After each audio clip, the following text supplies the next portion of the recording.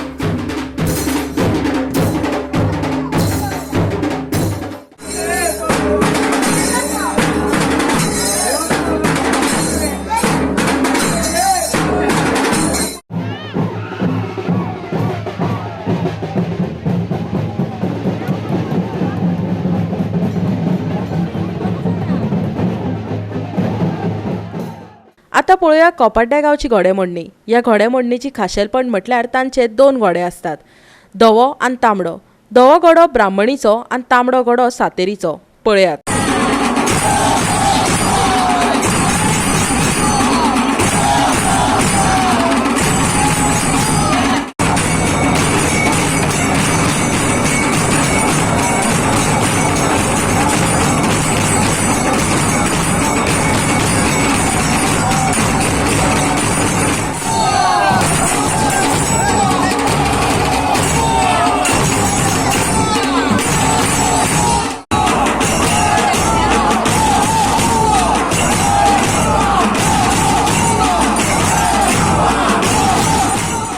Carry 70 वाठारांतले केळवाड्यार शिगम्याचे वेगळीच तरा पळोवपाक मेळटा।